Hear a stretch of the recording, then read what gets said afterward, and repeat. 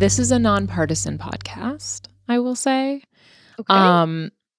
But we just found out last night who the head of education is going to be for the United States of America. Do you know who that is, Denver? Oh my God.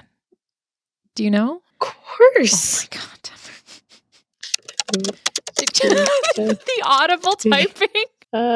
Linda McMahon. Do you know who that is?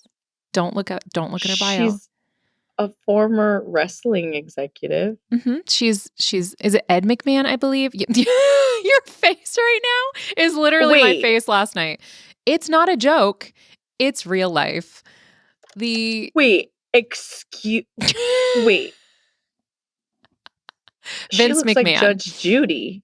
It's not Judge Judy. It's Judge Judy. So I immediately did a little Google, just as you did, because I was like, right.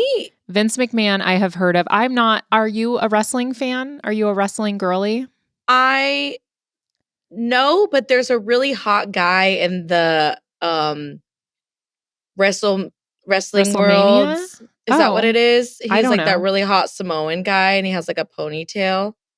And he's like friends with the Uso brothers. Oh, I don't know names of literally. I truly do not know anything about like WWE. I know the Bella twins, and I know, doesn't your dad watch? I feel like or no? I think he did maybe when he was younger. That was like a thing. Wasn't like Hulk Hogan involved in that? Yes. Okay, then that was like his guy. That's we know John Cena. Yeah, that's my last cultural touch point probably is like those two. Okay. So it's been probably a decade and a half since I've been up to date on all of that. Yeah, so that's the head of education for the United States. What does that mean? So I feel like I talk to a lot of my friends on both sides of this political world that we live in, and correct.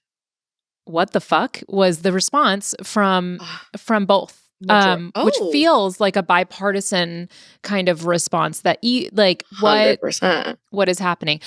So I looked, and from what I gather, the reason she was chosen to lead in this particular way was because she has historically been in positions other than with the World Wrestling Federation executive. Sure. Mm-hmm, yep. Other than that, she also had been a part of like a basically like advocacy group for parents getting more control over their kids' education. She also studied to be, I think, like a French teacher, but then when she married Vince, she just got real hard into that wrestling world, right? Like he just dragged her in there. And so she has never taught. She has no educational background that I could find. This was literally last night and that it was announced, and now that is real. Oh my gosh. I was still on Vince's thing and it said 6'2". So I got concerned there because that's very tall, but that's the man. I thought it was her. We love a tall queen here. It's fine. We do love a tall queen. Yeah. Okay, so she knows nothing about being inside the classroom, and she's advocating for more parental control over their children's education. Right. And so that's happening in our fair nation. Also, not within education space. Did you know that the head of Health and Human Services is Dr. Oz? You're lying to me. No. Hold on a second. Head of. I love so much that this is happening 2 months after some of these things. So people are like, yeah, how does she not know? But this happened like today and yesterday. Yeah. So I was under the impression that Dr. Oz was equivalent to Dr. Phil, where they were like fake doctors. Actually, no, let's retract everything I just said.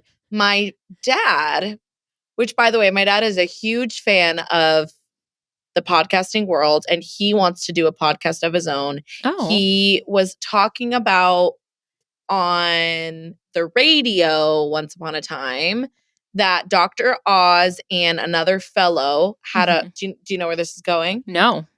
Okay, well, it was a radio show where teens could call in and basically ask for like I don't know if this Advice? is problematic. Advice, but like sex advice. Oh. So like Dr. Oz would be there to be like the medical side, and then this comedian guy would be there to offer like the comedic relief. Okay. And it sounds very interesting and kind of problematic, but he said it was really like good for these teens who just like didn't know. They don't know anything. They're very ignorant. Well, so I have no idea how I started talking about that. Oh, Dr. Oz. But before knowing that, I bring it back. I, again, was under the impression Dr. Oz and Dr. Phil were under the same umbrella of like fake doctors. Dr. Oz, I believe, is a real doctor. Actual medical doctor, but he is very much into making money. And so he has endorsed a lot of things. I think that's the biggest thing is he's endorsed a lot of things that people have said are like pseudoscience and all of that. So I think that's the main criticism.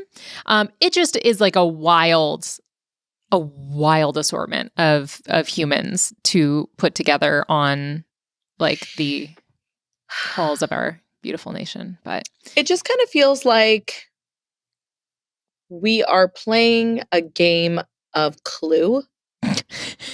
You know what I mean? And like Dr. Mustard, whatever the characters' names are. I've never played Clue. Okay. You know what I'm saying? It just feels very board game-esque that I'm like, what are the rules again? Thank you so much for watching. Want more of Those Who Can't Do in your life? Well, you can watch the full episode right now. Just click on that little box over there. You see it? Right down there? There it is. And if you haven't yet, please subscribe. Okay, bye.